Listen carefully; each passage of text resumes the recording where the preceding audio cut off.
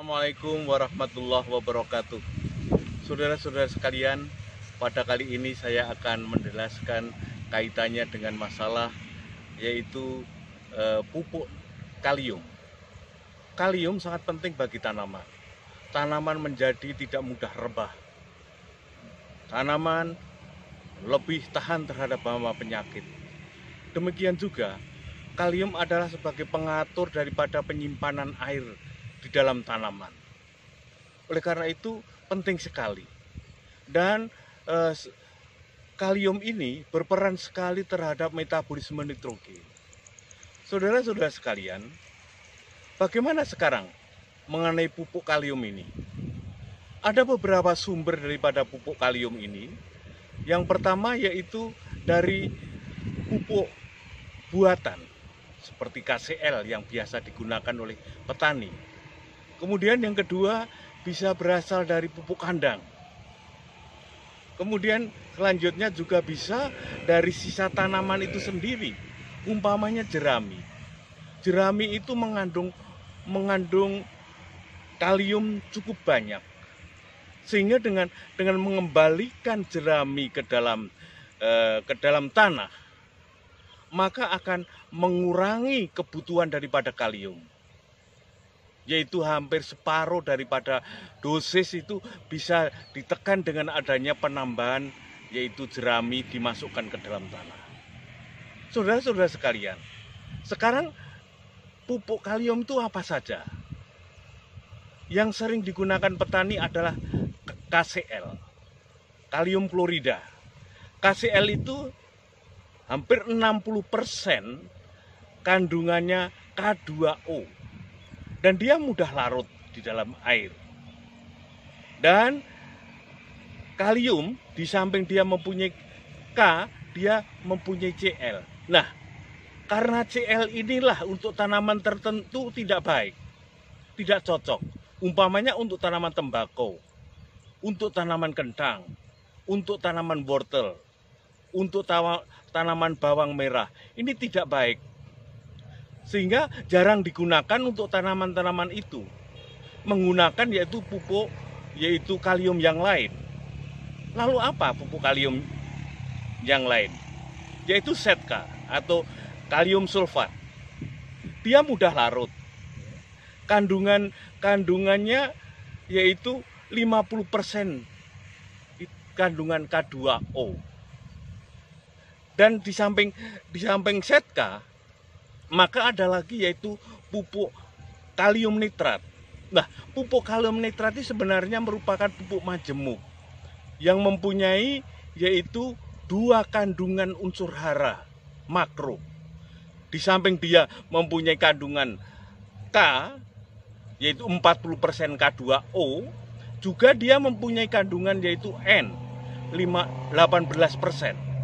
Oleh karena itu yaitu pupuk ini cukup baik digunakan. Dan saudara-saudara sekalian, karena pupuk kalium, setka maupun KNO3 itu adalah mudah larut, maka sering pupuk ini digunakan sebagai pupuk susulan.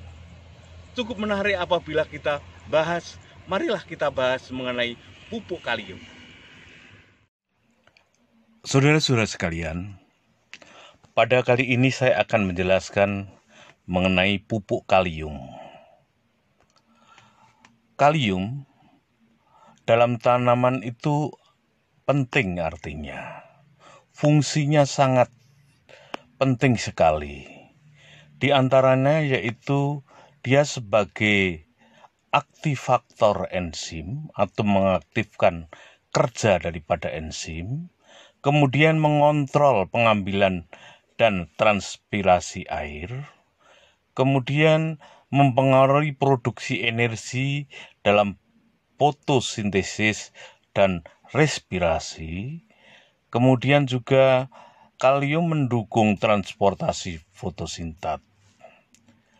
Kemudian kalium juga berperan dalam pengambilan nitrat, nitrogen dalam bentuk nitrat, dan disintesis menjadi protein. Kemudian kalium juga berperan berkaitan dengan masalah untuk sintesis pati dalam biji. Oleh karena itu penting yaitu pengisian daripada biji ini. Kemudian kalium juga akan meningkatkan ketahanan terhadap kerebahan, sehingga apabila tanaman kita pupuk N terlalu tinggi dosisnya, maka dia akan yaitu mudah rebah. Maka dengan diimbangi dengan pupuk kalium ini, maka akan menyebabkan tahan terhadap kerebahan. Di samping itu akan meningkatkan ketahanan terhadap hama penyakit. Dan tentunya akan meningkatkan kualitas daripada tanaman itu sendiri. Saudara-saudara sekalian, oleh karena itu penambahan pupuk kalium mutlak perlu dilakukan untuk memperbaiki pertumbuhan dan hasil tanaman. Saudara-saudara sekalian, lalu bagaimana sekarang gejala kekurangan daripada kalium? Kalium biasa juga dikenal dengan sebutan potasium yang bersifat mobil di dalam tubuh tanaman, sehingga gejalanya lebih banyak yaitu terlihat pada bagian jaringan yang sudah tua atau daun yang tua. Gejala kekurangan unsur hara kalium ini akan terlihat yaitu yang pertama kali tepi dan ujung daun itu akan mengering yang berwarna kekuningan ini. Kemudian diikuti oleh kematian jaringan pada bagian tersebut. Kemudian daun akan mengerut dan keriting. Dan pada tingkatan kekurangan hara kalium yang parah akan muncul bercak coklat kemerahan, kemudian mengering dan akhirnya daun akan gugur. Saudara-saudara sekalian, untuk selanjutnya kekurangan juga yaitu pada tanaman yang sedang berbuah. Kekurangan hara kalium akan mengakibatkan kerontokan buah pada fase pembentukan bakal buah. Jika buah terbentuk, maka ukuran buah akan mengecil dan biji keriput. Dan warna bunga tidak merata dengan kualitas buah yang menurun.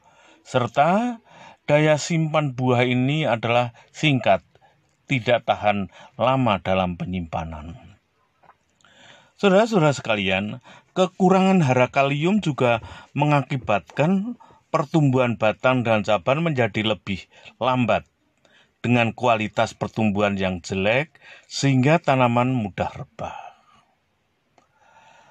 Ini suatu gejala kekurangan kalium pada tepi daun yang menguning dan nekrosis, mengering, dan tanaman padi, kalau tanaman padi yaitu mudah roboh. Ini.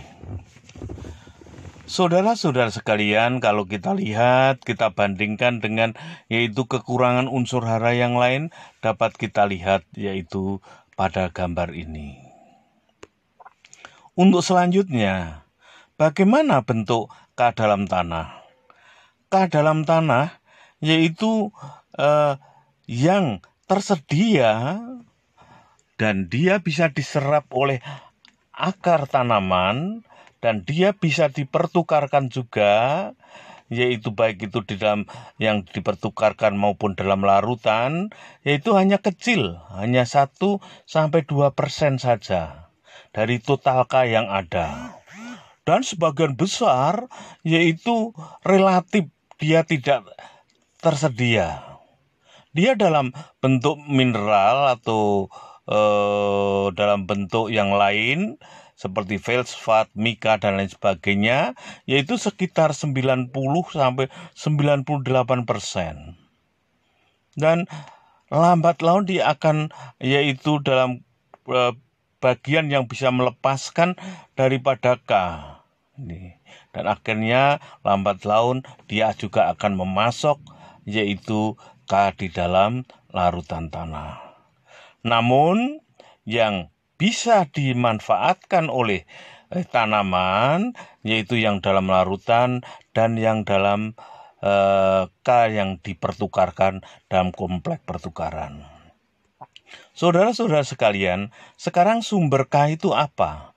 Pupuk buatan jelas, ya, atau yang sering dengan petani menyebut pupuk pabrikan, kemudian pupuk kandang, kemudian yaitu sisa tanaman. Saudara-saudara sekalian, mengenai sisa tanaman itu, jerami ini mempunyai kandungan K yang tinggi. Oleh karena itu, apabila jerami itu dimasukkan kembali ke dalam tanah, maka akan mengurangi yaitu kebutuhan daripada pupuk kalium, hampir 50%-nya. Kemudian juga yaitu dalam mineral dalam tanah. Namun ini adalah sangat lambat dia yaitu memasok kalium. Nah, mineral-mineral apa yang mengandung kalium itu? Bisa feldspat, bisa muskopit, bisa biotit, dan plagiopit. Nah, adapun urutan ketersediaan K untuk tanaman yaitu biotit paling mudah sendiri. Kemudian muskopit dan feldspat. Saudara-saudara sekalian, ada yaitu sebagian kalium yang dia terikat oleh mineral lempung atau mineral liat atau clay mineral, yaitu ilit vermiculit. Ini dia bisa mengikat yaitu kalium. Saudara-saudara sekalian, sekarang kita bicara masalah pupuk kalium. Ada KCl yang di dalam yaitu karungnya tertulis 0060, artinya mengandung 60% K2O. Kalium dinyatakan dalam yaitu persen K2O. Kalau KNO3 yaitu di samping dia mengandung K 35% K2O dan 13% N. Dan seterusnya. Kalium sulfat ini yaitu mengandung 50% K2O dan tentunya dan yang lainnya. Perlu diingat ya, yaitu bahwa kandungan pupuk untuk N itu dalam persen ya. Kalau tertulis urea 4500, artinya urea itu hanya mengandung N saja dan sejumlah 45% N. P-nya 0, K-nya 0. Kemudian kalau pupuk P umpamanya yaitu SP36, maka ini SP36 tertulis 0360, artinya dia mengandung 36% P2O5. Kalau kalium seperti tadi, umpamanya KCl itu 0060, artinya mengandung yaitu kalium yaitu 60% K2O. Saudara-saudara sekalian, marilah kita yaitu perhatikan sekali ini. Dalam kita menghitung pupuk, kebutuhan pupuk itu bagaimana? Saudara-saudara sekalian, tadi saya katakan bahwa untuk pupuk kalium itu dinyatakan dalam K2O. Sehingga kalau dari K dirubah menjadi K2O, itu dikalikan faktor konversi dikalikan dengan 1,205. Sekarang kalau tertulis K2O, kemudian kita akan mencari berapa banyaknya K, maka dikalikan dengan 0,83. Demikian juga fosfor. Fosfor yaitu tidak dalam bentuk P, namun dalam bentuk P2O5. Nah, kalau P menjadi P2O5 itu dikalikan berapa? Dikalikan 2,291. Nah, sekarang kalau P2O5 kemudian akan dirubah ke P, maka faktor koreksinya yaitu 0,436. Nah, ini satu contoh. Umpamanya pupuk KCl itu 0060. Artinya pupuk KCl itu mengandung 60% K2O. Atau kalau kita jadikan K, maka dikalikan yaitu dikalikan 0,83. Jadi ada 4,9% K. Kemudian kalau pupuk SP36 0360, artinya pupuk SP36 itu mengandung 36% P2O5, atau kalau dijadikan P yaitu dikalikan 0,436 kali 36% sama dengan 15,69% P. Ini. Sehingga andai kata contoh kedua ini, jika tanaman itu butuh N 80 kilo, P 25 kilo, dan K itu adalah 20 kilo, maka berapa kebutuhan ureanya? Ya, dia membutuhkan N 80 kilo. Ya, dan N dalam bentuk N juga, maka karena kandungannya adalah 45%, maka 100 per 45% kali 80 jadi 177,77 kg urea.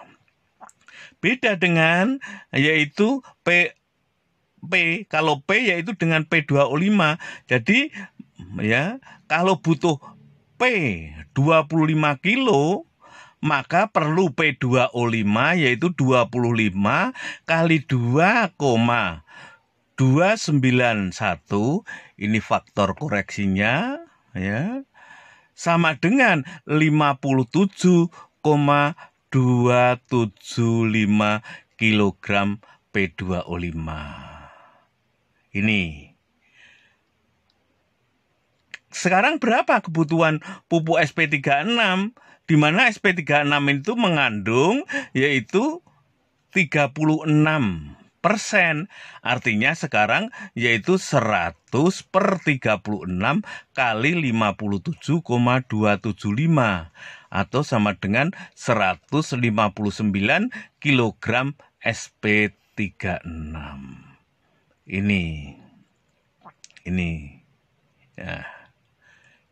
Nah, sekarang dia tanaman membutuhkan kalium 20 kilo. Dan perlu di mana kalau K ini dinyatakan K2O dalam K2O, maka perlu K2O ya 20 kali faktor koreksi dari K ke K2O 1,205 sama dengan 24,1 kg K2O. Sehingga karena KCl itu mengandung 60%, sehingga butuh pupuk KCl 100 per 60 kali 24,1 sama dengan 40,17 kg KCl ini. Nah, ini supaya diperhatikan dalam nanti kalau Anda yaitu menentukan yaitu berapa dosis pupuk yang harus diberikan. Kalau kebutuhan pupuk oleh tanaman ini ditentukan tentunya yaitu kondisi tanahnya maupun yaitu kebutuhan daripada tanaman. Target hasilnya itu perlu diperhatikan untuk menentukan ini. Saudara-saudara sekalian, sekarang kita bicara masalah pupuk kalium. Tadi saya dikatakan bahwa K itu dapat ditemukan dalam batuan, mineral, dan air asin. Dan ini dalam tabel ini mineral-mineral K yang bernilai ekonomis yang tentunya bisa untuk yaitu pupuk, umpamanya silfit atau KCl itu K kandungan hara K-nya adalah 52,5. Kemudian kalinit itu atau KCl itu KCl MgSO4 3H2O ini kandungannya 15,9% K. Saudara-saudara sekalian, sekarang kita bicara masalah pupuk KCl. Pupuk KCL itu bisa banyak digunakan oleh petani-petani kita, ya. Tentunya untuk tanaman-tanaman yang tahan atau terhadap CL, ya. Karena pupuk KCL ini dia juga di samping dia mengandung K2O yaitu sekitar 60%, dia juga mengandung klor atau Cl yaitu 35-47% ini. Warna jingga merah keputih-putihan dan larut dalam air. Ini ingat ada untuk ini, maka tentunya untuk tanaman yang tahan, cocok untuk tanaman-tanaman yang tahan terhadap klor. Ya. Namun KCL ini tidak cocok untuk seperti tembakau, kentang, wortel, dan bawang merah. Karena apa? Karena tanaman tersebut memiliki sensitivitas terhadap unsur klor, yaitu sehingga akan mengalami penurunan produksi. Sehingga untuk tanaman-tanaman semacam ini yaitu perlu menggunakan yaitu pupuk yang lain seperti ZK atau KNO3. Saudara-saudara sekalian, kemudian kita bicara masalah kalium sulfat atau ZK atau K2SO4 ini. Ini sifatnya dia higroskopis, ya, lebih higroskopis dibandingkan KCl yang tidak higroskopis. Kandungan K-nya itu sama dengan yaitu 43%. Ya, 43%. Ya, K2O-nya yaitu 50-52%. Dan dia di samping K, dia juga yaitu mengandung S ini. Tentunya ini cocok untuk tanah-tanah yang kekurangan daripada es. Warnanya putih, bentuk yaitu powder, ya, mudah larut dalam air, dapat dicampur dengan pupuk yang lain dalam penggunaannya. Ya, ini termasuk pupuk yang baik untuk tanaman tembakau, kentang, kemudian wortel, bawang merah seperti yang tadi yang tidak baik untuk KCl tadi itu. Nah, ini proses daripada pembentukan daripada pupuk ZK, ya, kalium sulfat ini. Saudara-saudara sekalian, sekarang jenis pupuk yang beredar di tempat kita itu apa? Ya. Walaupun kita itu sebetulnya yang paling banyak beredar itu adalah KCl, ya, yang kandungannya K2O-nya adalah 60%. Namun juga seperti kalium sulfat, seperti yang kita bicarakan tadi, itu juga banyak beredar, yang mengandung K2O 50%. Kalium nitrat, yaitu mengandung yaitu kaliumnya K2O-nya adalah 42-45 dan yang lainnya. Saudara-saudara sekalian, sekarang akan kita bicarakan mengenai kalium nitrat. Ini rumus kimianya adalah KNO3. Karena ini kalium nitrat, dia di samping mengandung kalium dan juga nitratnya itu adalah mengandung N, maka ini mengandung 44% K2O dan 13% nitrogen. Kalium nitrat ini bersifat polar yang dapat larut di dalam air, jadi mudah larut dalam air. sehingga mudah tersedia dan mudah diserap oleh tanaman. Karena mudah larut, maka penggunaannya dapat dikocorkan, ya, dikocorkan. Kemudian semua N dalam bentuk yaitu nitrat. Ini sebenarnya termasuk pupuk majemuk yang memiliki 2 unsur hara, yaitu N dan K. Bentuknya yaitu butiran putih dan ini sangat baik untuk tanaman buah dan bunga yang sering mengalami kerontokan. Yang seperti halnya tadi pada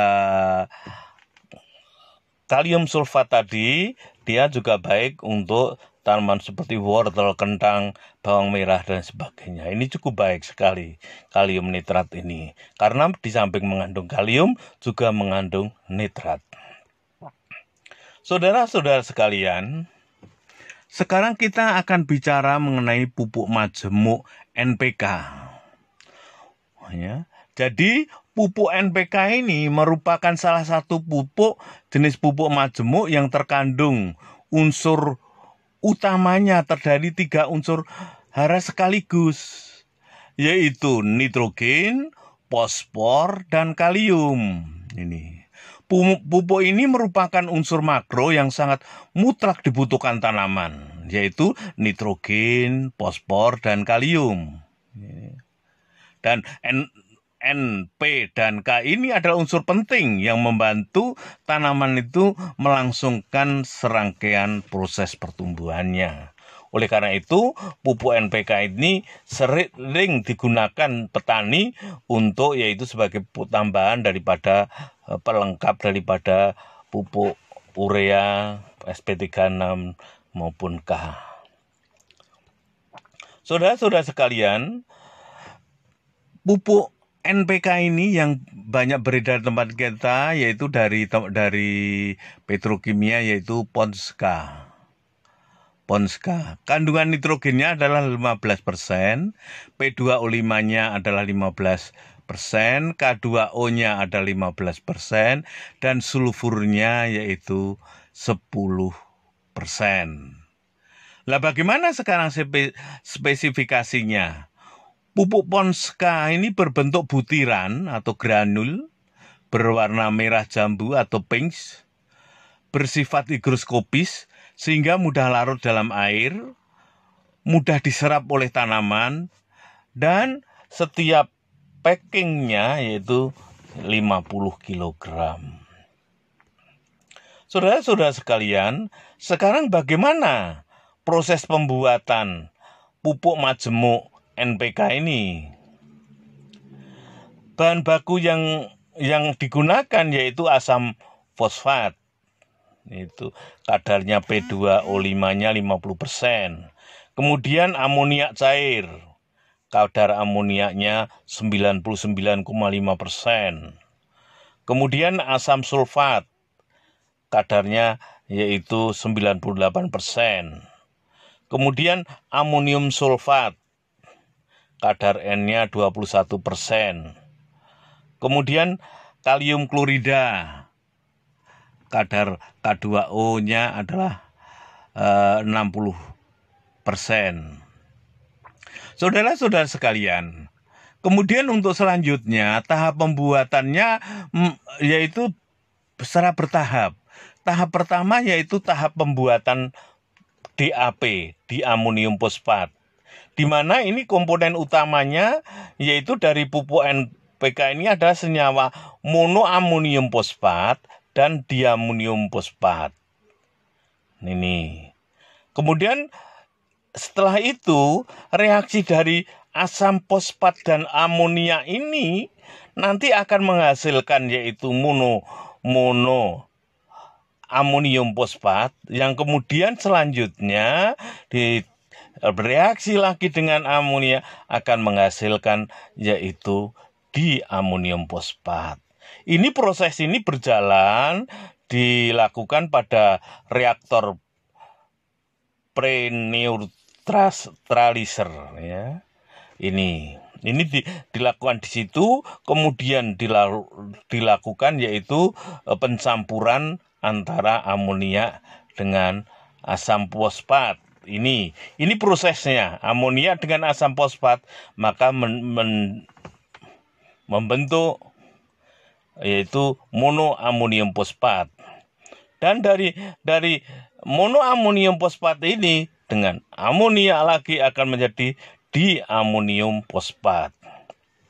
Kemudian setelah proses terbentuknya yaitu pembentukan diamonium fosfat ini, kemudian selanjutnya nanti akan yaitu dicampur dengan yaitu NPK dengan kalium klorida. Jadi kalau kita lihat tahapan pembentukan NPK itu yaitu yang pertama reaksi pembuatan monoamonium fosfat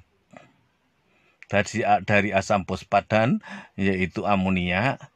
Kemudian dilanjutkan sintesis diamonium fosfat atau DAP. Nah ini. Kemudian untuk selanjutnya dilanjutkan dengan pencampuran KCl. Pencampuran KCl dicampur dengan yaitu kalium klorida. Ini. Dan tahap ketiga yaitu granulasi, dibuat dalam bentuk granul yaitu dalam granulator. Ini. Kemudian untuk selanjutnya pengeringan atau dikeringkan di dalam deuteri dryer dan kemudian dilakukan pada pendinginan ya pada cooler untuk selanjutnya yaitu pada tahap yang terakhir yaitu proses pewarnaan pada proses coatingnya. Saudara-saudara sekalian, perlu kita yaitu untuk mengetahui pupuk yang dalam pasaran itu yang asli dari pabriknya itu yang bagaimana untuk menghindari adanya pupuk palsu inilah. Maka perlu dilihat ada ciri-cirinya yaitu logo ini harus ada. Logo pupuk Indonesia di depan karung itu tertulis ya. Pupuk bersubsidi pemerintah. Ini barang dalam pengawasan tertulis di situ. Kemudian yang kedua, tercantum nomor call centernya, nomor standar SNI-nya, nomor registrasi produk dan nomor izin edar ada. Kemudian juga tercantum dalam backcode dan stemnya di bagian belakang untuk memudahkan yaitu penelusuran bila terjadi penyimpangan pupuk yang bersubsidi ini. Kemudian di dalam karungnya itu juga, dalam packingnya itu juga, yaitu tercantum kandungan pupuknya secara jelas. Umpamanya urea 4600 artinya 46% nitrogen. NPK Ponska 15 artinya 15% N, 15% P2O5 dan 15% K2O. SP36 0360 artinya 36% P2O5 ini.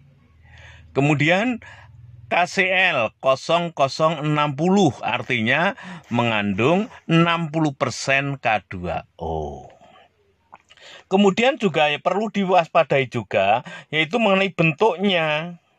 Untuk urea yang bersubsidi ini ciri-cirinya adalah berbentuk pril atau granul, butirannya lebih besar berwarna pink. Kemudian untuk NPK, Ponska berwarna pink tapi agak kecoklatan. Dan untuk SP36 yaitu warnanya adalah abu-abu. Saudara-saudara sekalian, lah ini lebih jelas. Yang pertama yaitu ini terlihat yaitu pupuk bersubsidi. Ini dari pemerintah di atas tertulis gitu. Kemudian berikutnya ada nomor pendaftaran izin edar. Ini. Kemudian ada nomor registrasi produk. Ini ada. ada logonya, logo SNI-nya itu. SNI itu ada logonya. Kemudian juga yaitu kandungannya tercantum secara jelas, yaitu 15% nitrogen, 15% fosfat dalam bentuk P2O5, dan 15% kalium dalam bentuk K2O. Saudara-saudara sekalian, saya rasa sekian kuliah saya. Terima kasih. Ada tugas. Akhirul kalam. Assalamualaikum warahmatullahi wabarakatuh.